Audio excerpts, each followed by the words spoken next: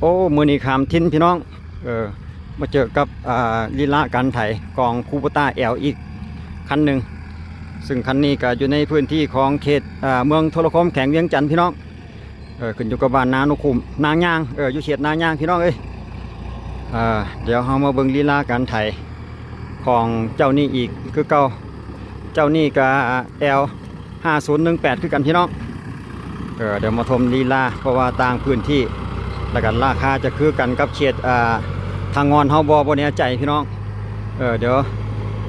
แป๊บหนึ่งพี่น้องเอามาเบิ่งแล้วก็จะสอบถามเกี่ยวกับราคาในพื้นที่นี่เขตนี่เนาะชมกันต่ออีกพี่น้องกับป่าวีที่แดนลาวสำหรับบรรยากาศการไถนาอันดับแรกคนจะเห็นจังใดเป็นแทงมุมว่างแบบนี่เลยซ่อนคันก่อนเลยลักษณะนี้เบื้องก่อนว่าเพิ่นจะไถลักษณะใดนานี่รู้สึกว่าจะต่ำอยู่ทั้งกลางอยู่พี่น้องแต่ว่าบ่แน่ใจว่าจะเพิ่นจะไถลักษณะใดเพราะว่าลีลาของแต่ละคนอาจจะบุกคันอันนี้วัยรุ่นสาวนุ่มสำหรับรถคันนี้เนาะเดี๋ยวเรามาเบิ่งกันว่าเพิ่นจะเฮ็ดลักษณะใดสำหรับรุ่นนี้ก็ไถ6จานพี่น้องจะมี6ผ่านไถ6ผ่านน้ำกันมาลักษณะนี้แสดงว่าตรงแทงมุมแน่นอนสไตล์เดียวกันวางปั๊บลงไปสวยงาม1เทื่อมาอีกสลับสไตล์เดียวกันหมดนี่เนาะแทงตัวนี้ถือว่าเข้ามุมปั๊บสวยงามสำหรับเจ้านี่แสดงว่าสไตล์เดียวกันพี่น้องลีลากาลักษณะเดียวกันเอาแล่นปัจจัยบาทนี่สงสัยเราจะมาไถกบไถเก่ากันนาคืนอีกเดือนหนึ่งวางลงไปไถออกคืนไถออกเข่าคันนาคืนพี่น้องคือว่าพอดีเลยพี่น้องคือว่าก็โอเคตามลักษณะแล้วคิดว่าน่าจะตั้งพานได้ดีสำหรับแอล6จานเนาะสำหรับรุ่นนี้รุ่นกระทัดรัดพี่น้องสำหรับรถคูปต้ารุ่นนี้นี่ถือว่าบ่น้อยบ่ใหญ่พอดีใส่เหมาะสมสำหรับลงนากันจะว่าแล้วอีกจังนึงก็ได้สำหรับแอล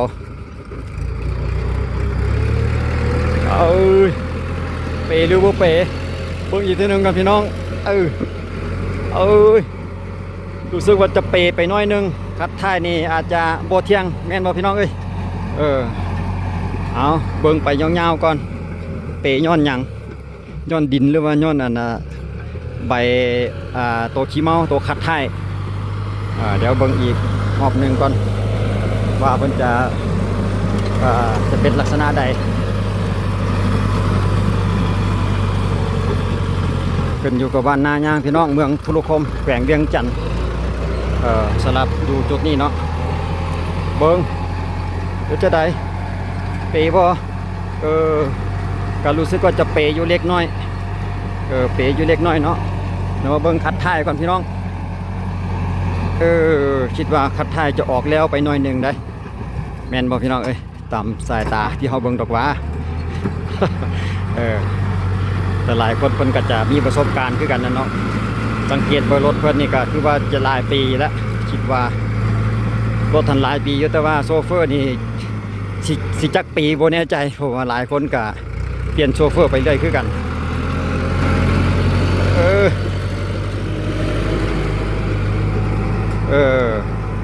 ข้างหน้านี่ก็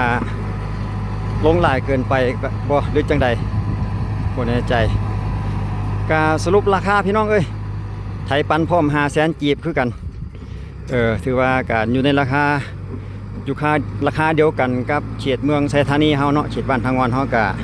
เขตหน้าทงห้าบกับราคานี้เนาะไถปันพร้อม500,000กีบกันเป็นเงินบาทเงินไทยก็ตกอยู่ประมาณ800กว่าบาทได้พี่น้องประมาณ800 บาทต่อ1ไร่สำหรับไถปันพร้อมแต่ว่าอยู่ในเขตนี้เพิ่นสมบัติว่าจะไถปะไว้ก่อนเครื่องนึงเนาะไถปะก็250,000 ไถปล่อยถึงเวลาปั่นก็ถ้าว่ารถอังกันหลายมาบ่ทันก็สามารถเอาผู้ใหม่ลืมคันอื่นมาปั่นก่อนก็ได้นะเพิ่นจะเป็นลักษณะนี้ตามการสอบถามเพิ่น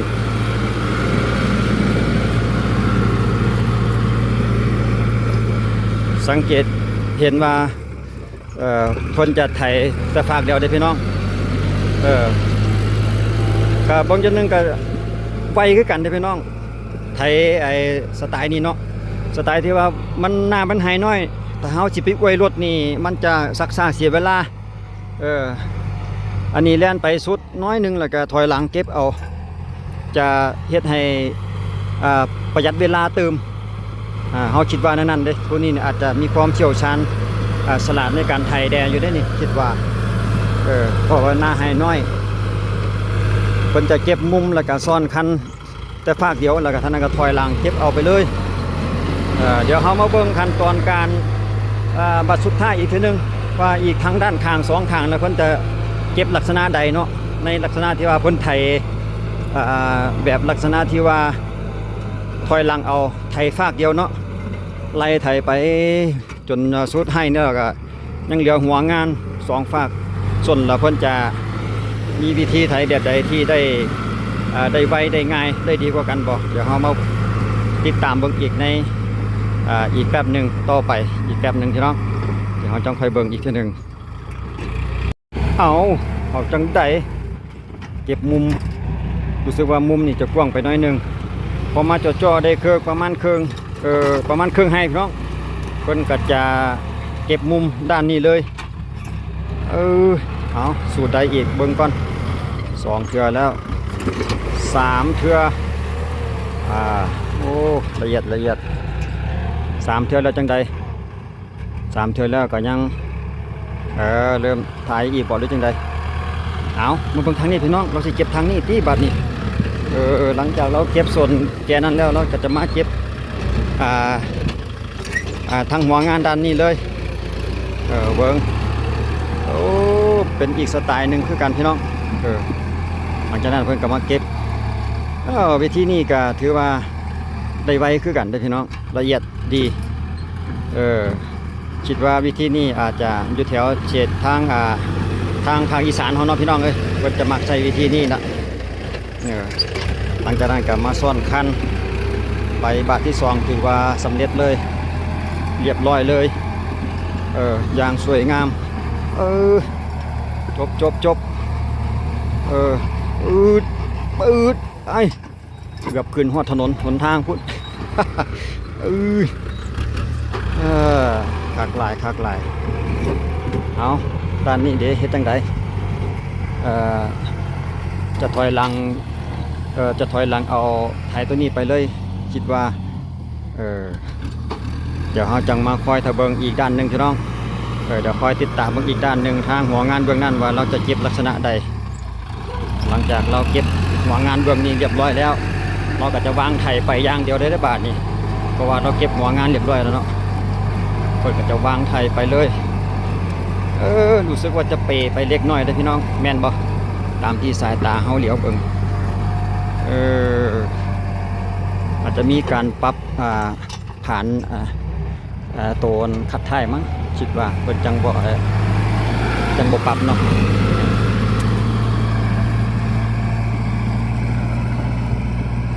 เอาเดี๋ยวเฮามาเบิ่งส่วนหัวงานเบื้องนี้ที่ว่าเราแล่นมาบ่สุดนี่เนาะเราแล่นมาบ่สุดแล้วเราจะมีวิธีเก็บในสไตล์เดียวกันกับทางเฮาบ้านเฮาที่เฮาเคยเห็นบ่อยู่เขตเฮาเด้รู้สึกว่าจะเปไปโอ้บ่น้อยเด้พี่น้องคิดว่าน่าจะหลายพอสมควร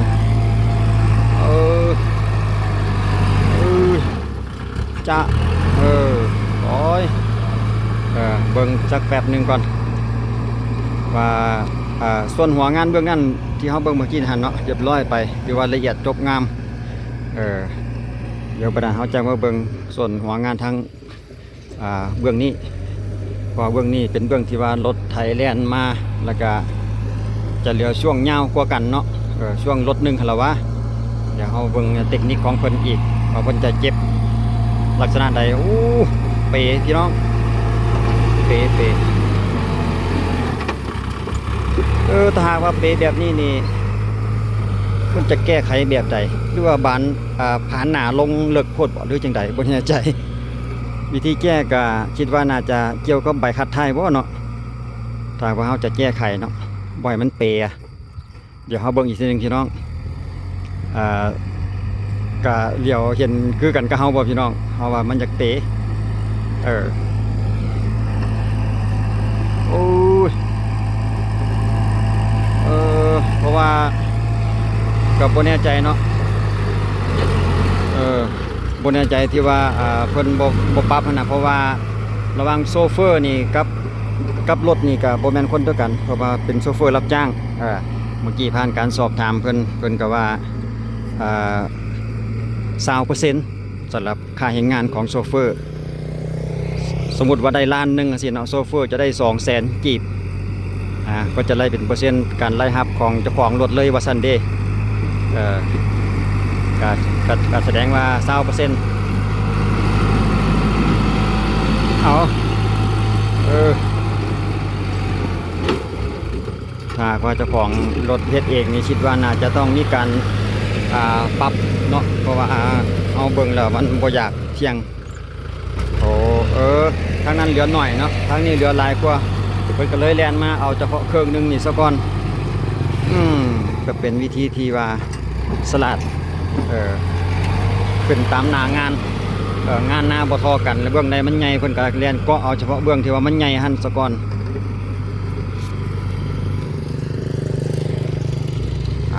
เดี๋ยวเราจังมารอเบิ่งช่วงเก็บหัวงานข้างเบื้องนี้อีกทีนึง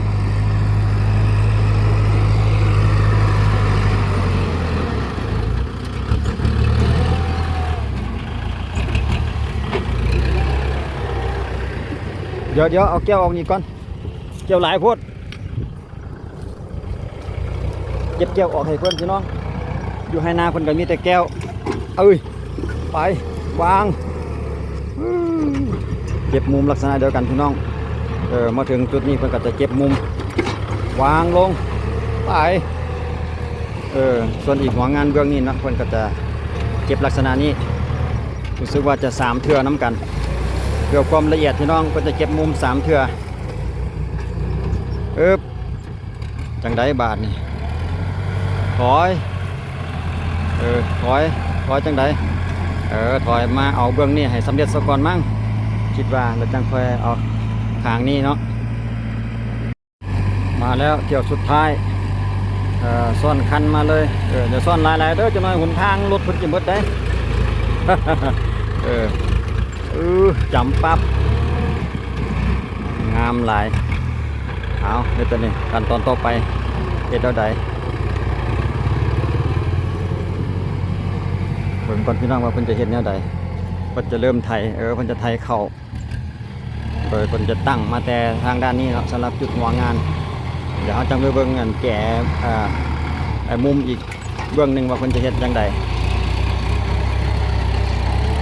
ถ่ายก็อยู่ในช่วงฤดูหน้าปีพี่น้องช่วงท้ายเดือน5ปี2025สำหรับคลิปวิดีโอนี้ก็อยู่ในปี2025คือกันพี่น้องช่วงหน้าปีขามคณาย้วยพักหลาย ใครแต่ว่าคณาน้อยพี่น้องเอาก็เหลืออยู่ประมาณ2-3 เที่ยวสำหรับนาให้นี่เนาะก็อยู่ในเขตนี้แหละส่วนหลายก็จะเป็นนาบ่เพียงเป็นเลยเฮ็ดให้น้อยพี่น้องแต่ว่าเขาเลี้ยวเบิ่งให้นี่2ให้นี่คือว่าเพียงกันอยู่เด้ก็พอเข้าใจว่าเพิ่นก็ยังบ่ลวงให้เป็นให้เดียวจะได้ข้ามย้วยอีกคือกันบ่มีวันว่างเลยคณะน้อยนี่ก็เป็นการดีอย่างหนึ่งเนาะแลนข้ามรถสำหรับเพื่อความละเอียดจบงามเพื่อนแต่ก็จะแลนข้ามเลย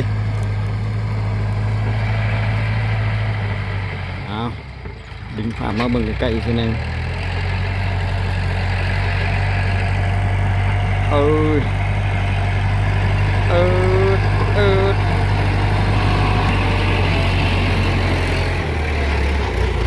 เป็นไดขามอีกคือเก่าจึกทวนปึ๊บปรับพอดีกับแก่ขนาดเลยยังเดี๋ยวจุดนี้คิดว่าน่าจะข้ามคือกันแหละสำหรับจุดนี้ก็ได้ เอาคิดว่าอาจจะอีกบาทหนึ่งคือจีสำเร็จอยู่มาบาทนี้วางลงวางมาแล้วไ